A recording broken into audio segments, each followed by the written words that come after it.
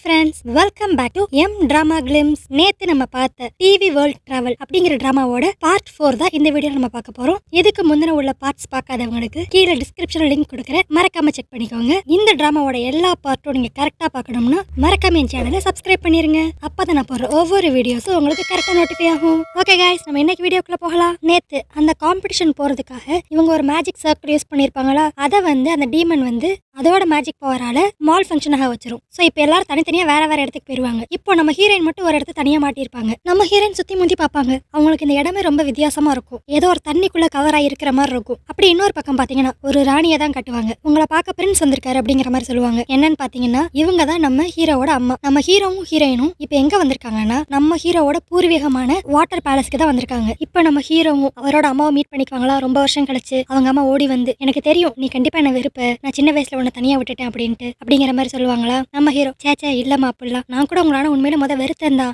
ஆனா இதெல்லாம் நீங்க எதுக்கு பண்ணீங்கன்னு சொல்லி எனக்கு அப்புறம் தான் புரிஞ்சிச்சு. அதுல இருந்து எனக்கு உங்க மேல எந்த வெறுப்பும் இல்ல, உங்க மேல ரொம்ப பாசம் தான் அப்படிங்கிற மாதிரி அவர் சொல்லுவாரு. அவங்க அம்மாவும், பாரு அதுக்குள்ள நீ எவ்வளவு பெரிய மனுஷனா வளர்ந்துட்ட, ஓ ஹார்ட்டும் ரொம்ப பியூரா இருக்கு, எல்லா விஷயங்களும் நீ ஈஸியா புரிஞ்சுக்கிற அப்படிங்கிற மாதிரி சொல்லுவாங்க. அதுக்கு நம்ம ஹீரோ, இதுக்கெல்லாம் என்னோட சீனியருக்கு தான் நான் தேங்க்ஸ் சொல்லணும் அப்படிங்கிற மாதிரி சொல்லுவாரு. ஏன்னா நம்ம ஹீரோ என்ன உண்மையெல்லாம் நம்ம ஹீரோக்கு போட்டு காமிச்சிருப்பாங்க, சீனியர் மாதிரி வேஷம் போட்டுட்டு. அதுவே வெளியே பாத்தீங்கன்னா அங்க இருக்கிற சோல்ஜர்ஸா நம்ம ஹீரோயினை யாரோ எவரோன்னு நினைச்சுக்கிட்டு, நீ யாரு, நீ எப்படி இங்க உள்ள வந்த, உண்மையை சொல்லல இந்த கத்தியை வச்சு உனக்கு குத்திடுவோம் அப்படிங்கிற மாதிரி மிரட்டிக்கிட்டு இருப்பாங்க. கரெக்டா நல்ல வேலை அந்த இடத்துக்கு நம்ம ஹீரோ வந்துருவாரு. என்னடா நடக்குது இங்க, அவ என்னோட கெஸ்ட் அப்படிங்கிற மாதிரி சொல்லி கூட்டு போயிருவாரு. அப்புறம் ஐயோ என்ன மன்னிச்சிரு, நான் எங்க அம்மா பார்க்க வேண்டிய ஆர்வத்துல உன்னை தனியா விட்டுட்டு போயிட்டேன் அப்படிங்கிற மாதிரி சொல்லுவாரு. அப்புறம் தான் நம்ம ஹீரோயின் கேட்பாங்க, நம்ம எப்படி இங்க வந்தோம் அப்படின்ட்டு. இதெல்லாம் கண்டிப்பா அந்த டீமனோட வேலையா தான் இருக்கும், அதனாலதான் இப்படி நம்ம ஆளுக்கு ஒரு திசையில போயிட்டோம். சரி பரவாயில்ல, இதுவும் நல்லதுதான், வா நான் போய் உன்னை எங்க அம்மாக்கு இன்ட்ரடியூஸ் பண்றேன், எங்க அம்மாவால மட்டும் தான் உனக்கு ஹெல்ப் பண்ண முடியும் அப்படிங்கிற மாதிரி சொல்லுவாரா. என்னது உங்க அம்மாவால எனக்கு ஹெல்ப் பண்ண முடியுமா, அப்ப நான் சீக்கிரம் என்னோட வீட்டுக்கு போயிருவேனா அப்படிங்கிற மாதிரி இவங்க நினைச்சுக்குவாங்க. இன்னொரு பக்கம் பிரிஞ்சு போன மித்த 4 பேர் இப்போ ஒன்னா சேர்ந்துருவாங்க. நம்ம ஹீரோவும் ஹீரோயினையும் காணுமே அப்படின்னு சொல்லி அவங்க மேஜிக் பவர் யூஸ் பண்ணி அவங்க 2 எங்க இருக்காங்க அப்படிங்கறத தேடி பார்ப்பாங்க. சரி இவங்க 2 பேர் இப்ப வாட்டர் பேலஸ்ல தான் இருக்காங்க அப்படின்னு கண்டுபிடிச்ச நம்ம பிரதர் யூவா, நீங்க எல்லாரும் அந்த போட்டி நடக்கிற இடத்துக்கு போங்க, நான் போய் அவங்களை சேஃபா கூட்டு வரேன் அப்படிங்கிற மாதிரி அவர் கிளம்பிடுவாரு. அடுத்து இப்போ நம்ம ஹீரோயின் போய் நம்ம ஹீரோட அம்மாவை மீட் பண்ணுவாங்களா. போன உடனே நம்ம ஹீரோயின், வா நீங்க தான் இவரோட அம்மாவா, ரொம்ப அழகா எங்க இருக்கீங்க அப்படிங்கிற மாதிரி ஒரு ரைஸை போட்டுருவாங்க. அவங்க அம்மா நம்ம ஹீரோயினோட ஃபன்னி டைப்லாம் பார்த்துட்டு, இப்பதான் புரியுது இவனுக்கு ஏன் உன்னை ரொம்ப பிடிச்சிருக்குன்ட்டு. அது மட்டும் இல்லாம இதுக்காக தான் இவன் சீக்கிரம் இளவரசரா முடி சோடிக்கணும்னு சொல்லி ஆசைப்படுறானோ, அப்பதானே சீக்கிரம் ஒன்னை இளவரசி ஆக்க முடியும் அப்படிங்கிற மாதிரி அவங்க அம்மா சொல்லுவாங்க. நம்ம ஹீரோக்கு ஒரு செகண்ட் தூக்கி வாரி போட்டுரும். ஐயோ அதுக்காக இல்லம்மா, நீங்க தப்பா புரிஞ்சுக்கிட்டீங்க அப்படிங்கிற மாதிரி சொல்லுவாரு. நான் இங்க இளவரசரா முடி சோடிக்கணும்னு சொல்லி ஆசைப்பட்டது எதுக்குன்னா, வாங்கோட உடம்புக்குள்ள சீனியர் இருக்காரு, இவங்க 2 பேரும் ஒரே பாடி தான் யூஸ் பண்றாங்க, இப்படி ஆகிறனால 2 பேருக்கும் பிரச்சனை. முடி சூடிக்கிட்ட இளவரசருக்கு மட்டுமே ஒரு தெரிஞ்ச மந்திரத்தால மட்டும்தான் இதுக்கு ஒரு சொல்யூஷன் கிடைக்கும், அதுக்காக தான் நான் சீக்கிரம் எப்படியான்ட்டு பிரின்ஸ் ஆகணும்னு சொல்லி ஆசைப்படுறேன் அப்படிங்கிற மாதிரி இப்போ நம்ம ஹீரோ சொல்லுவாரா. இதை கேட்ட நம்ம ஹீரோயினுக்கு அப்படியே ஒரு செகண்ட் இதயமே நொறுங்குன மாதிரி ஆயிரும். ஓ அப்போ இவனுக்கு நம்ம மேலே ஆசைலாம் இல்லை, கடைசி வரைக்கும் அவன் சீனியர் பக்கம் தான் நிற்கிறான் அப்படிங்கிற மாதிரி அவங்க யோசித்துக்குவாங்க. அதுக்கடுத்து அவங்க அம்மாவும் சொல்லுவாங்க, இல்லையே எனக்கு வாங்க பார்த்தா அப்படி எதுவுமே தெரியலையே, நார்மலாக ஒரே ஒரு பொண்ணு இருக்கிற மாதிரி தான் இருக்குது அப்படிங்கிற மாதிரி சொல்லுவாங்க. அடுத்து நம்ம ஹீரோயினும் ஆஜராயிருவாங்க. இல்லை இவன் தான் தப்பாக புரிஞ்சுக்கிட்டான், என் உடம்புக்குள்ள சீனியர்லாம் இல்லை, இங்கே தப்பாக எடுத்துக்கலாம், நான் இப்போ இங்கேருந்து கிளம்புறேன், பிரதர் யூவும் ஷியோ என்னை தேடிக்கிட்டு இருப்பாங்க அப்படின்ட்டு நம்ம ஹீரோயின் அங்கேருந்து கிளம்பிடுவாங்க. இன்னொரு பக்கம் நம்ம டீமன் வேர்ல்டில் அந்த மேகி அந்த ஹெட் டீமன் கிட்ட சொல்லிக்கிட்டு இருக்கும், பாஸ் நீங்கள் பிளான் போட்ட மாதிரி எல்லாம் பக்காவாக நடந்துருச்சு, இப்போ வாங்கும் பிரதர் ஷியோவும் வாட்டர் பேலஸில் தான் இருக்காங்க, இப்போ நம்ம பிளானை அழகாக எக்ஸிக்யூட் பண்ணலாம் அப்படிங்கிற மாதிரி இவங்க இங்கே பேசிக்கிட்டு இருப்பாங்க. இப்போ திரும்பி நம்ம ஹீரோவையும் ஹீரோயினையும் தான் கட்டுவாங்க. நம்ம ஹீரோயின் அப்படி கோச்சிட்டு வேமா போவாங்களா. நம்ம ஹீரோ, ஏன் நில்லு, ஏன் இப்போ இப்படி தேவையில்லாமல் கோவப்படுற, நான் உனக்காக தானே இதெல்லாம் பண்ணுறேன் அப்படிங்கிற மாதிரி சொல்லுவாரா. ஆமாம் இதெல்லாம் நீ எனக்காக பண்ணுற, உன் சீனியருக்காக தானே பண்ணுற அப்படிங்கிற மாதிரி இவங்களும் கடுப்பில் கத்துவாங்க. ஏன் முட்டாள் பொண்ணே, உனக்கு புரியலையா, நான் சீனியரை எப்படியான உடம்புல இருந்து எடுத்து அவரோட சோலை எப்படியானு காப்பாற்றிடுவேன், அதுக்கடுத்து என்ன நீ இந்த பாடியில் ஃபுல் ஃப்ரீடமாக இருக்கலாம், அதுக்கடுத்து உனக்கும் எனக்கும் கல்யாணம் தான் எங்கள் அம்மா சொன்ன மாதிரி அப்படிம்பாரு. இதை கேட்ட நம்ம ஹீரோயின் மனசுக்குள்ள அப்படியே டான்ஸ் ஆடுவாங்க. அட மிஸ்டர் ரோமியோவே, இதையே நீ முன்னாடியே சொல்லலை அப்படிங்கிற மாதிரி அவங்க மனசுக்குள்ளே நினச்சிக்குவாங்க. அடுத்து இப்போ நம்ம ஹீரோயினுக்கு அவங்க தனியாக அந்த பேலஸில் ரூம் கொடுத்துருப்பாங்க, அங்கே வந்துருவாங்க. அங்கே வந்த கடுத்து நம்ம ஹீரோ, அடுத்து நான் உன்னை சீக்கிரமாகவே கல்யாணம் பண்ணிக்குவேன் அப்படிங்கிற மாதிரி சொல்லியிருப்பாரு. அது மட்டும் இல்லாமல் நான் உன்னை ரொம்ப லவ் பண்ணுறேன் அப்படிங்கிற மாதிரியும் சொல்லியிருப்பாரு. இதெல்லாம் நினச்சி பார்த்து நம்ம ஹீரோயினுக்கு ரொம்ப குஷியாயிரும். அப்புறம் என்ன, ஒரே பாட்டும் டான்ஸுமாக தான் இருக்கும். கரெக்டாக அந்நேரம் நம்ம ஹீரோ வந்துருவாரா. என்ன ஒரே சந்தோஷமா இருக்க போல, ஜாலியாக பாட்டு பாடிக்கிட்டு இருக்க அப்படிம்பாரு. அப்பதான் நம்ம ஹீரோயின் சொல்லுவாங்க, இல்லை பிரதர் யூ சொன்னாரு நம்மளுக்கு நடக்க போகிற அந்த போட்டியில் பாட்டு கூட இருக்குமாமே நம்ம டேலண்ட்டை காட்டுறதுக்கு, அதுக்காக தான் நான் ப்ராக்டிஸ் பண்ணிக்கிட்டு இருக்கேன் அப்படிங்கிற மாதிரி சொல்லுவாங்க. இப்போ நம்ம ஹீரோ இந்த இடத்துக்கு எதுக்கு வந்திருப்பாருன்னா, இப்போ அவர் அந்த மேஜிக்கை கற்றுக்கிட்டு தான் வந்திருக்காரு. ஸோ ஹீரோயினையும் சீனியர் எப்படியான்னு தனித்தனி சோலாக பிரிச்சிடணும் அப்படின்னு சொல்லி நினச்சி அந்த மேஜிக்கை இப்போ போடுவார். நம்ம ஹீரோயின் தடுக்க பார்ப்பாங்க. ஐயோ நான் சும்மா சொன்னேன்டா, சீனியர்லாம் என் உடம்புக்குள்ளே இல்லை அப்படிங்கிற மாதிரி. ஆனால் அதை முழுசாக கேட்காம நம்ம ஹீரோ அந்த மேஜிக்கை போட்டுருவாரா. அந்த பவர்ஃபுல்லான மேஜிக்கை இப்போ தேவையில்லாம யூஸ் பண்ண மாதிரி ஆயிடுச்சா. அது இப்போ அப்படியே பேக் ஃபேர் ஆகி நம்ம ஹீரோக்கும் ஹீரோயினுக்கும் தான் வரும். இதனால் என்ன ஆகும்னா இவங்க 2 பேரும் சோல் சேஞ்ச் ஆயிடுவாங்க. நம்ம ஹீரோயினோட உடம்புக்குள்ளே நம்ம ஹீரோவும், ஹீரோவோட உடம்புக்குள்ளே நம்ம ஹீரோயினும் இருப்பாங்க. அடுத்து இவங்க 2 பேரும் திரும்பி என்ன பண்ணி நார்மல் நிலைமைக்கு மாறலாம் அப்படின்னு சொல்லி யோசித்துக்கிட்டு இருப்பாங்க. இதுக்கே அப்படி நைட் ஆயிரும். சரி நம்ம ரொம்ப நேரம் இப்படி ஒன்றாவே இருக்க வேண்டாம், அப்புறம் எல்லாருக்கும் சந்தேகம் வந்துடும். இப்போதைக்கு நீ இந்த ரூமில் தூங்கு, நான் பக்கத்து ரூமில் போய் தூங்குறேன் அப்படின்ட்டு நம்ம ஹீரோ வந்து ஹீரோயின் உடம்புக்குள்ள வந்து சொல்லுவார். நம்ம ஹீரோயின் வெயிட் பண்ணு, நீ எங்கே போகிற, பக்கத்து ரூமில் இருக்க போகிற, மவனே நீ மட்டும் தேவையில்லாத ஏதான்னு ஒரு விஷயம் என் பாடிக்குள்ளேருந்து பண்ண பிச்சிருவேன் அப்படிங்கிற மாதிரி நம்ம ஹீரோயின் சொல்லுவாங்க. நம்ம ஹீரோவும் சேச்சா நான் எதுவும் பண்ண மாட்டேன், அப்படியே ஸ்ட்ரைட்டாக போய் குளிச்சுட்டு ட்ரெஸ் மட்டும் மாற்றிட்டு அப்படியே படுத்து தூங்கிடுவேன் அப்படிம்பாரு. நம்ம ஹீரோயின் உடனே டேய் நீ ஏன் உடம்புக்குள்ளே இருக்கங்கிறத மறந்துட்டு பேசிக்கிட்டு இருக்கியா, ட்ரெஸ் மேலே மட்டும் கையை வச்சு பிச்சிருவேன் அப்படிங்கிற மாதிரி சொல்லி நம்ம ஹீரோவை பிடிச்சி மிரட்டிக்கிட்டு இருப்பாங்களா. அப்போ நம்ம ஹீரோனோட ட்ரெஸ்ல இருந்து ஒரு ரிமோட் ஒன்று விழுகும். இப்போ நம்ம ஹீரோனோட உடம்புக்குள்ள இருக்கிறது ஹீரோ தானே. அவர் இதை எடுத்து ஆச்சரியமா பார்ப்பாரு, என்னது இது அப்படின்ட்டு. அப்போ நம்ம ஹீரோனை டக்குன்னு பிடுங்க ட்ரை பண்ணுவாங்களா. அப்போ தெரியாம அந்த ப்ரொஜெக்ஷன் ஆன் ஆயிரும். நம்ம ஹீரோவும் ஹீரோயினும் இருக்கிற சீன் ஒன்று வருமா. இதை பார்த்து நம்ம ஹீரோ என்னது இது, இதே மாதிரி ஒன்று தானே அன்னைக்கு சீனியர் எனக்கு போட்டு காமிச்சார் அப்படிங்கிற மாதிரி நம்ம ஹீரோ சொல்லுவார். உடனே நம்ம ஹீரோயின் அடடா ராமா, சீனியர்னு ஒருத்தர் இல்லவே இல்லை, இந்த இருக்கு பாரு ரிமோட்டு, இதுதான் உன்னோட சீனியர். எங்கள் ஊர்லலாம் இது வெறும் நாங்கள் ரிமோட் கண்ட்ரோல் தான் சொல்லுவோம், உங்கள் ஊரில் தான் இதை நீங்கள் மேஜிக் ட்ரிக்ஸ்னு சொல்லுவீங்க, இதுக்கு முன்னாடி இப்படி ஒன்று பார்த்ததே இல்லை அப்படிங்கிற மாதிரி நம்ம ஹீரோ சொல்லுவாரா. இதெல்லாம் உங்கள் வேர்ல்டுலாம் இருக்காது, எங்கள் வேர்ல்டில் தான் இருக்கும். அதே மாதிரி எங்கள் வேர்ல்டில் இந்த மேஜிக் ட்ரிக்ஸு பறக்கிறது அதெல்லாம் எதுவுமே கிடையாது அப்படிங்கிற மாதிரி சொல்லுவாங்க. என்னது ஏதோ வேறு வேர்ல்டுலேருந்து வந்த மாதிரி பேசுகிற அப்படிங்கிற மாதிரி நம்ம ஹீரோ கேட்பாரு. நீ சொன்னாலும் சொல்லினாலும் அதான் உண்மை, நான் இந்த வேர்ல்டே கிடையாது, நான் இருக்கிற வேர்ல்டு ரொம்ப வேறு, அங்கே நான் சாதாரண ஒரு ஸ்டூடெண்ட்டு தான் அப்படிங்கிற மாதிரி எல்லாத்தையும் சொல்லுவாங்களா. ஹீரோவும் நம்ம ஹீரோயின் உடம்புக்குள்ள இருந்து மண்டையை மட்டும் ஆட்டி கேட்டுக்கிட்டு இருப்பாரு. நம்ம ஹீரோயின் ஏதாச்சும் புரிஞ்சிச்சா அப்படின்னு கேட்பாங்க. ஏதோ கொஞ்சம் புரிஞ்சிச்சு அப்படிங்கிற மாதிரி அவர் சொல்லுவார். சரி உனக்கு புரிஞ்ச வரைக்கும் போதும், நீ இப்போ நானும் தூங்க போறேன் அப்படிங்கிற மாதிரி 2 பேரும் அவங்க ரூமுக்கு போயிடுவாங்க. அடுத்து கொஞ்ச நேரத்திலேயே நம்ம ஹீரோயின் நம்ம ஹீரோட உடம்புல இருந்துட்டு நல்லா தூங்கிட்டு இருப்பாங்க. அப்போ யாரோ அவங்க கையை வச்சு அப்படியே லைட்டாக கோதி விடுற மாதிரி இருக்கும். என்னன்னு பார்த்தா ஒரு பொண்ணு வந்து உட்காந்துருக்கும். நம்ம ஹீரோயினும் கேட்பாங்க யாருமா நீ அப்படின்ட்டு. உங்களுக்காக சர்வ் பண்ணுறக்கா என்ன ஸ்பெஷலாக அனுப்பிச்சிருக்காங்க அப்படிங்கிற மாதிரி சொல்லுமா. சர்வா, எனக்கு என்ன நீ சர்வ் பண்ண போற அப்படிங்கிற மாதிரி நம்ம ஹீரோயின் கேட்பாங்களா. அதுக்கு அந்த பொண்ணும் நீங்கள் என்ன சொன்னாலும் நான் செய்வேன் அப்படிங்கிற மாதிரி சொல்லும். நம்ம ஹீரோயினுக்கு அப்படியே வாவ் நான் என்ன சொன்னாலும் செய்வியா அப்படிங்கிற மாதிரி சொல்லிட்டு அடுத்த சீனே பார்த்தா அந்த பொண்ணு நல்லா மசாஜ் பண்ண சொல்லியிருப்பாங்க போல. அந்த பொண்ணும் இதெல்லாம் கேட்கறது ஹீரோ தான் நினச்சிக்கிட்டு நல்லா மசாஜ் பண்ணி விட்டுக்கிட்டு இருக்கும். அப்போ வெளியே ஒரே சத்தமாக இருக்கும். என்னன்னு பார்த்தா வெளியே ஃபுல்லாக அப்படியே டார்க் பர்பிள் கலரில் ஸ்மோக் வந்துடும். இப்படி வந்தாவே டீமனோட ஏதோ ஒரு பவர் தான் இங்கே இருக்குன்னு சொல்லி எல்லாருக்கும் தெரியும். ஸோ டீமன் இங்கே இருக்கு அப்படிங்கிற மாதிரி கத்துவாங்களா. ஸோ உடனே நம்ம ஹீரோயின் வெளியே வேகமாக ஓடுவாங்க. ஐயோ ஹீரோக்கு என்னாச்சு, அவன் வேற ஏன் உடம்புல இருக்கானே அப்படின்ட்டு. அந்த மேஜிக் பவருக்குள்ள அப்படியே காலை வச்சோனையும் இப்போ நம்ம ஹீரோ பழையபடி அவரோட சோலுக்கே வந்துருவாரு. இப்போ இந்த ஹீரோட உடம்புக்குள்ள இருக்கிறது ஹீரோவே தான். ஆனால் சுற்றி முற்றி பார்த்தா நம்ம ஹீரோயின் மட்டும் இருக்க மாட்டாங்க. அப்போ தான் நம்மளுக்கு கொஞ்ச நேரத்துக்கு முன்னாடி என்ன நடந்துச்சுன்னு சொல்லி காட்டுவாங்க. கரெக்டாக நம்ம ஹீரோயினோட உடம்புக்குள்ள அவங்க சோல் வந்த உடனேயுமே கரெக்டாக அந்த இடத்துக்கு அந்த டீமன் மேகியும் வந்துடும். நம்ம ஹீரோயின் லைட்டாக பயந்துருவாங்க. சரி ரிமோட் எடுத்து எதான் பண்ணலாம் அப்படின்னு சொல்லி பார்த்தா ரிமோட் வந்து கடைசியாக ஹீரோ கிட்ட தான் இருந்திருக்கும். ஏன்னா அப்போ வந்து ஹீரோ உடம்புக்குள்ள ஹீரோயின் தானே இருந்தாங்க. ஸோ அவங்க அப்போ வச்சிருந்திருப்பாங்க. இப்போ ரிமோட்டும் இல்லையா, நம்ம ஹீரோயினுக்கு என்ன பண்ணுறதுனே தெரியாது.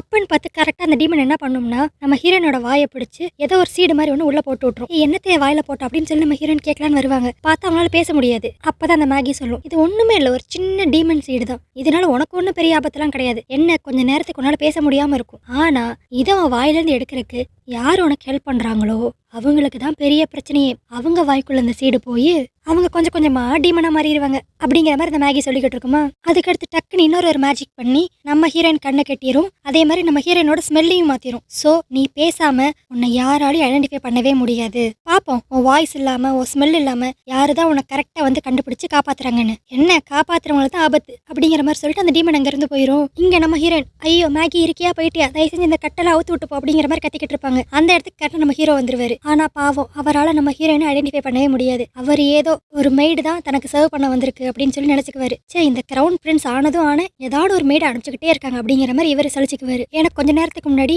வந்த மெய்டையுமே பாத்தீங்கன்னா கண்ணு கட்டி தான் இருப்பாங்க. ஸோ இந்த கண்ணு கட்ட அவுத்துட்டா அந்த சர்வ் பண்ண வந்த மெய்டு வந்து கிரவுன் பிரின்ஸை கல்யாணம் பண்றதுக்கான வாய்ப்பும் கிடைக்கும். அதுக்காக தான் இப்படி எல்லாருமே வந்துகிட்டு இருப்பாங்கன்னு சொல்லி இவர் நினைச்சுக்கிறாரு. ஆனா இது உண்மையில நம்ம ஹீரோயின் பாவம் அது அவருக்கு தெரியல. நம்ம ஹீரோயின் ஆக்ஷன்ல நான் தாண்டா வாங் அப்படின்னு சொல்ல ட்ரை பண்ணுவாங்க. ஆனா பாவம் நம்ம ஹீரோக்கு புரியாது. ஏன் நீ பேச மாட்டேங்கிற? ஓ எப்படியான்னு உன்னை கல்யாணம் பண்ணிக்கணுங்கிறக்காக உன்னை மேஜிக் பவர் வச்சு பேச முடியாத அளவுக்கு ஆக்கி தான் உன்னை நினைச்சிருக்காங்களா அப்படிங்கிற மாதிரி இவரா ஒன்று புரிஞ்சுட்டு சொல்லுவாரு. நம்ம ஹீரோயின் சைகையில ஏய் இந்த மாஸ்க்கை மட்டும் கழட்டிட்டு பாருடா நான் யாருன்னு உனக்கு தெரிஞ்சிடும் அப்படிங்கிற மாதிரிலாம் சொல்ல ட்ரை பண்ணுவாங்க. இவர் எதுக்கு இந்த மாஸ்க்கை நான் கழட்டினா என்ன கல்யாணம் பண்ணிக்கணும், இந்த ட்ராப்லாம் நான் விழுகவே மாட்டேன் அப்படிங்கிற மாதிரி அவர் லூசத்தனமா பேசிக்கிட்டு இருப்பாரு. என்ன நடக்குதுன்னே தெரியாம நம்ம ஹீரோனுக்கு கோவம் வந்துருமா, ஷே போடா அப்படிங்கிற மாதிரி ஆக்ஷன்லேயே பண்ணுவாங்களா. ஆனால் நம்ம ஹீரோ உன் ஹைட்டு உன்னோட அந்த கோவம் இந்த ஆட்டிடியூட்லாம் பார்த்தா வாங் மாதிரி தான் இருக்கு, ஆனா நீ வாங்கல அது நல்லாவே தெரியும், ஏன்னா உன் ஸ்மெல் ரொம்ப டிஃப்ரெண்டா இருக்கு அப்படின்ட்டு அவர் போயிருவாரு. அடுத்து நம்மளுக்கு அப்படியே வெளியே தான் காட்டுவாங்க. நம்ம பிரதர் யூ வந்துருவாரு. அவருக்கு வந்தோடனே தெரிஞ்சிடும் இங்கே ஏதோ ஒரு டீமன் பிரசன்ஸ் இருக்கு அப்படின்ட்டு. அப்போ அப்படியே ஒரு மேஜிக் கவர் பண்ணுவாரு. அவரை மாதிரியே இன்னொரு உருவம் வந்துடும். இது நம்ம பிரதர் யூவோட ஒரு பப்பட் மாதிரி. இப்போ இதுக்கு நம்ம பிரதர் யூ கமெண்ட் கொடுத்து அனுப்புவார். இப்போ என்ன நடந்துச்சுன்னு பாரு, ஹீரோயினை காப்பாத்து அப்படின்ட்டு. அந்த பப்பட்டும் நம்ம ஹீரோயின் இருக்க இடத்த கண்டுபிடிச்சு கரெக்டாக போயிடும். கவலைப்படாத வாங், நான் வந்திருக்கேன், நான் உன்னை காப்பாத்திடுவேன் அப்படிங்கிற மாதிரி சொல்லுமா. நம்ம ஹீரோயின் பயந்துருவாங்க. ஐயோ யூ இதை மட்டும் நீங்கள் எடுத்துடாதீங்க, அப்புறம் உங்களுக்கு தான் தேவையில்லாத பிரச்சனை அப்படின்னு சொல்லலாம்னு சொல்லி ட்ரை பண்ணுவாங்க. ஆனால் அவங்களால தான் பேச முடியாதுல. பட் இருந்தாலும் அந்த பப்பட் புரிஞ்சுக்கும். நீ கவலைப்படாத, நான் ரியல் பிரதர் வாங் கிடையாது, அவரோட பப்பட்டு தான். இந்த சீடால என்னால் ஒன்றும் பண்ண முடியாது அப்படின்னு சொல்லிட்டு அந்த சீடை அந்த பப்பட் அழகா நம்ம ஹீரோயின் வாயிலேருந்து வெளியே எடுத்துரும். அடுத்து கரெக்டாக நம்ம ஹீரோ அந்த இடத்துக்கு வருவாரு. பிரதர் யூவோட பப்போட்டடி மறைஞ்சு போயிருமா. நம்ம ஹீரோட சத்தம் கேட்டனையும் ஏய் லிட்டில் ஃபை வந்துட்டியா, என் கண்கட்ட அவுத்து விட்ற அப்படிங்கிற மாதிரி சொல்லுவாங்க. இவர் இப்போதான் ரியலைஸே பண்ணுவார். ஓ இவ்வளவு நேரம் இங்கே நீ தான் இருந்திருக்கியா, நான் தான் இதை தப்பா புரிஞ்சுக்கிட்டேன், இந்த டீமனோட பிளான் தான் என்னன்னு தெரியல அப்படின்னு சொல்லி இவர் ரொம்ப கன்ஃபியூஸ்டா யோசிச்சுக்கிட்டு இருப்பாரு. அப்பதான் நம்ம ஹீரோயின் நடந்தது எல்லாத்தையும் சொல்லுவாங்க. இந்த மாதிரி பிரதர் யூ தான் என்னை காப்பாத்தினாரு அப்படின்ட்டு. ஆனா நம்ம ஹீரோ யோசித்து பார்ப்பாரு. இவர் கரெக்டா வரப்ப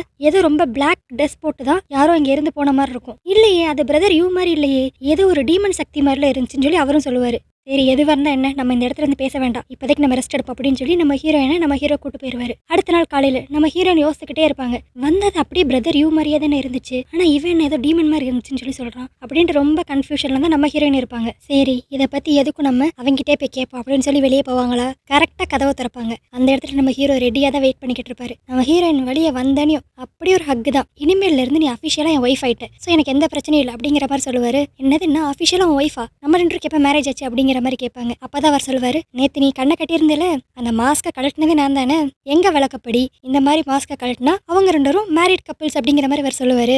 நம்ம ஹீரோயின் அப்படியே வெக்கப்பட்டுட்டு ஒரு மாதிரி சிரிச்சுக்கிட்டு சரி அதெல்லாம் இருக்கட்டும், என்னோட ரிமோட் கண்ட்ரோலை கொடுடா அப்படிங்கிற மாதிரி கேட்டு வாங்கிக்குவாங்க. ஏன்னா அது கடைசி நம்ம ஹீரோ கிட்ட தானே இருந்துச்சு. நம்ம ஹீரோ அதை கொடுக்குற மாதிரி கொடுத்துட்டு இதெல்லாம் நான் கொடுக்குறது இருக்கட்டும், இப்போ நம்ம ரெண்டுக்கு மேரேஜ் ஆயிடுச்சு தான், ஆனால் அதை பெரிய லெவலில் நம்ம சீக்கிரமே செலிப்ரேட் பண்ணணும் அப்படிங்கிற மாதிரி அவர் இங்கே பேசிக்கிட்டு இருப்பாரு. அடுத்து கொஞ்ச நேரத்திலே அந்த இடத்துக்கு பிரதர் யூ வந்துருவாரா. நம்ம ஹீரோயின் ஓடி போய் பிரதர் யூ நேற்று நீங்க தான் என்னை காப்பாத்தினீங்களா அப்படிங்கிற மாதிரி கேட்பாங்க. அப்பதான் அவர் தெளிவாக எல்லாத்தையும் எக்ஸ்பிளைன் பண்ணுவார். இல்லை நான் வரல, என்னோட பப்பட்டை தான் உனக்கு அனுப்பிச்சு வச்சேன், ஏன்னா என்னால் அந்த டீமன் சீடை கண்டிப்பாக முழுங்க முடியாது, அதனால தான் ஒரு டூப்ளிகேட் ஒன்று அனுப்பிச்சு வச்சேன். எப்படியோ நீங்கள் எல்லாரும் சேஃப் ஆயிட்டீங்க, சரி வாங்க நம்ம இப்போ அந்த பேட்டலுக்கு போகலாம் அப்படின்னு சொல்லி அந்த போட்டி நடக்கிற இடத்துக்கு இப்போ எல்லாரும் கிளம்பி போவாங்க. அதுவே இன்னொரு பக்கம் அந்த டீமன்ஸை தான் காட்டுவாங்க. அவங்களும் என்னென்னமோ பிளான் போட்டாங்க. டீமானிக் சீடை மட்டும் நம்ம ஹீரோவோ இல்லைனா பிரதர் யூவோ டைரக்டா முழுங்கிருந்தாங்கன்னா இவங்க நினைச்சதெல்லாம் நடந்திருக்கும். நம்ம ஹீரோவோட ஊரையே அப்படியே இவங்க கண்ட்ரோல் கொண்டு வந்திருப்பாங்க. ஆனா இப்போ அது மிஸ் ஆயிருச்சா, ஸோ இவங்க அந்த போட்டியில தான் அடுத்து சண்டை போட்டாகணும். சரி நம்மளுக்கு வேற ஆப்ஷனே இல்லை, இவங்க அந்த போட்டியில வச்சு பார்த்துக்கலாம் அப்படின்னு சொல்லி இப்போ அந்த டீமனும் முடிவு பண்ணிடுவாங்க. இந்த போட்டி ஆக்சுவலி எதுக்குன்னா இதுல யாரு ஜெயிக்கிறாங்களோ அவங்க தான் இந்த ஃபுல் மேஜிக் வேர்ல்டையே ஆடுறதுக்கான ரைட்ஸ் இருக்கும். இத்தனை வருஷமா அது நம்ம ஹீரோட டீம் கிட்ட தான் இருக்கும். இதை எப்படியாச்சும் நம்ம அடையணும் அப்படின்னு சொல்லி தான் அந்த டீமனுங்க ஸ்ட்ரைட்டான வழியில போய் ஜெயிக்காம என்னென்னமோ ஃப்ராடுத்தனமான வேலையெல்லாம் பார்க்குங்க. ஆனால் கடைசியில் போட்டிக்கு இதை ஃபேஸ் பண்ணுற மாதிரி ஆயிரும். இந்த போட்டிக்கே வரக்கூடாது, அதுக்கு முன்னாடி இவங்க கதையெல்லாம் முடிச்சிடணும் அப்படின்னு தான் அந்த டீமனோட பிளானே. பாவம் இப்போ எல்லாமே கடைசியில் ஃப்ளாப் ஆயிருச்சு. இப்போ ஃபர்ஸ்ட் போட்டி பார்த்தீங்கன்னா நம்ம மேகிக்கும் நம்ம யுவானுக்கும் தான். அப்படியே டான்ஸ் ஆடிக்கிட்டே யார் செமையான மேஜிக் பவர்லாம் யூஸ் பண்ணி ஆப்போனண்ட்டை தோக்கடிக்கிறாங்க அப்படிங்கிறதான் போட்டியே. இப்போ இந்த போட்டியில் நம்ம ஹீரோட ஊர் தான் ஜெயிச்சிருக்கும், அதாவது யுவான் தான் ஜெயிச்சிருப்பாங்க. அடுத்த போட்டி நம்ம ஹீரோவுக்கும் இன்னொரு டீமனுக்கும். இந்த போட்டி ஆரம்பிச்ச உடனேமே அந்த டீமனா ஒரு மகுடி எடுத்து ஊத ஆரம்பிச்சிருவான். அதுல இருக்கிற மேஜிக் பவரால நம்ம ஹீரோ அஃபெக்ட் ஆயிருவாரு. ஆனா கொஞ்ச நேரத்துல அப்படி உஷாராயி அவர் மேஜிக் பவரை யூஸ் பண்ணி அந்த டீமன் அப்படியே கட்டி போட்டுருவாரா. சோ இந்த மேட்ச் டிராவ் ஆயிரும். இப்ப அடுத்து கடைசியா தேர்ட் மேட்ச் நம்ம பிரதர் யூக்கும் டீமனோட ஹெட்டுக்கும். அங்க செம்ம சண்டை நடக்கும். நம்ம பிரதர் யூ நல்லா தான் சண்டை போடுவாரு, ஆனா கடைசியில லைட்டா கொஞ்சம் வீக் ஆகிற மாதிரி ஆயிருவாரு. ஏன்னா அவர் அந்த பப்பட்ரி யூஸ் பண்ணி அந்த டீமன் சீடை சாப்பிட்டார்ல, அதனால இப்ப அவர் கொஞ்சம் லைட்டா வீக்கா இருப்பாரு. சோ இந்த இதை யூஸ் பண்ணி அந்த டீமனோட ஹெட் இந்த போட்டியில ஜெயிச்சிரும். இப்ப மொத்தமா 3 மேட்ச் நடந்திருக்கு. அதுல ஃபர்ஸ்ட் நம்ம ஹீரோட டீம் ஜெயிச்சாங்க, அடுத்து டிரா, அதுக்கடுத்து டீமன் ஜெயிச்சிருச்சு. இப்ப மொத்தமா இந்த பேட்டில் டிரால இருக்கா. சோ கடைசியா ஒரே ஒரு போட்டி வைப்பாங்க, மொத்தமா குரூப்பா சூப்பரா யாரு பாடுறாங்க அப்படின்ட்டு. ஆக்சுவலி இதுக்காக தான் நம்ம ஹீரோயின் அவங்க கூட்டே வந்திருப்பாங்க. அவங்க கூட நம்ம ஹீரோயின் தான் ஒரு சீக்ரெட் வெப்பன் மாதிரி. ஏன்னா நம்ம ஹீரோயின் வந்து ஒரு மியூசிக் ஸ்டூடெண்ட், அவங்க நல்லாவும் பாடுவாங்க. இது வந்து அங்க இருக்க எல்லாருக்குமே தெரியுமா, அதுக்காக தான் அவங்க கூட்டு வந்திருப்பாங்க. இப்ப அந்த டீமன் தான் பெர்ஃபார்ம் பண்ணுங்க. பரவாயில்லாம பாடுவாங்க. பாடுறதுன்னா வெறும் பாடுறது மட்டும் கிடையாது, பாடிட்டு அடி மேஜிக் பண்ணணும். பரவாயில்லாம நல்ல ஸ்கோர் எடுப்பாங்க. அடுத்து வந்து நம்ம ஹீரோட டீம் மேஜிக்ல சொல்லவே தேவையில்ல, அடிச்சு வெளுத்து வாங்குவாங்க. இதுல இப்ப நம்ம ஹீரோயின் வேற சூப்பரா பாடுவாங்களா, அப்படியே பாடிக்கிட்டே இவங்க எல்லாருமே புதுசான ட்ரிக்ஸான மேஜிக்ஸ் எல்லாம் பண்ணுவாங்க. இதனால அங்க இருந்த ஜட்ஜஸ் எல்லாம் அப்படி இம்ப்ரெஸ் ஆயிருவாங்க. சோ கடைசியா ஃபைனலா நம்ம ஹீரோ டீம் தான் ஜெயிக்க வச்சிருவாங்க. இவங்க கிட்ட இந்த பொறுப்பு இருந்தாதான் இந்த மேஜிக் வேர்ல்ட் ரொம்ப பீஸ்ஃபுல்லா இருக்கும். சோ டீமன் இந்த போட்டியில தோத்துருச்சு, டியான்டோ கிராமம் தான் ஜெயிச்சிருச்சு அப்படின்ட்டு நம்ம ஹீரோட டீம் ஜெயிக்க வச்சிருவாங்க. அடுத்து என்ன, நம்ம ஹீரோட டீம் ஒரே குஷியா ஆடிக்கிட்டு இருப்பாங்க, ஏன் நாங்க ஜெயிச்சிட்டோம் அப்படின்ட்டு. நம்ம ஹீரோயின் இந்த பக்கம் இருப்பாங்க, நம்ம ஹீரோ அந்த பக்கம் இருப்பாரா. எப்படியான்னு ஹீரோயின் கிட்ட போய் நம்ம ஜெயிச்சிட்டோம் அப்படின்னு சொல்லி ஹக் பண்ணலாம்னு சொல்லி அவர் வேகமா போவாரு. கொஞ்ச நேரத்துல பார்த்தா நம்ம ஹீரோயின் அந்த இடத்துல இருந்து மறைஞ்சிருவாங்க. என்னன்னு பார்த்தா இப்ப இந்த கதை ஸ்மூத்தா கரெக்டா ஸ்கிரிப்ட் படி வந்துருச்சா. சோ இந்த கதை எண்டுக்கு வந்துருச்சு. ஆட்டோமேட்டிக்கா நம்ம ஹீரோயின் டிவிக்கு வெளியே வந்துட்டாங்க. சரி என்னடா அப்ப நீங்க சேரவே மாட்டீங்களா, அவ்வளவுதானா அப்படிங்கிற மாதிரி இருக்கும். ஆனா நம்ம ஹீரோயின் தான் ரொம்ப பிரில்லியன்டான ஆளாச்சே. அவங்க கீழே திரும்பி அதே மாதிரி ஒரு வாட்டர்மெலன் இருக்கும், அது அப்படியே ஒரு பைட் தான் பைட் பண்ணுவாங்க. அந்த இடத்துல அப்படியே இந்த கதையை முடிச்சிருவாங்க. சோ இதுல இருந்து நம்ம ஈஸியா கெஸ் பண்ணிடலாம், திரும்பி நம்ம ஹீரோயின் எப்படி அந்த வேர்ல்டுக்குள்ள போயிருவாங்க. ஏன்னா அவங்களுக்கு நம்ம ஹீரோவை பிடிச்சு போச்சுல. சோ அதே வேர்ல்டுலயே அவங்க கன்னியூ பண்ணிக்குவாங்க அவங்க காதல் கதையை. ஓகே ஃப்ரெண்ட்ஸ், இந்த கதை எப்படி இருந்துச்சு? இந்த கதை உங்களுக்கு பிடிச்சிருந்துச்சுன்னா லைக் பண்ணுங்க, உங்க ஃப்ரெண்ட்ஸுக்கெல்லாம் ஷேர் பண்ணுங்க. இந்த கதையை பத்தின உங்க கருத்துக்களை கீழே கமெண்ட் பண்ணுங்க. அப்படியே மறக்காம என் சேனலை சப்ஸ்கிரைப் பண்ணிருங்க. அப்பதான் நான் போற ஒவ்வொரு வீடியோஸும் உங்களுக்கு கரெக்டா நோட்டிஃபை ஆகும். ஓகே கைஸ், வேற ஒரு கதையோட வேற ஒரு வீடியோ உங்களை பார்க்குறேன். அது வரைக்கும் பாய்.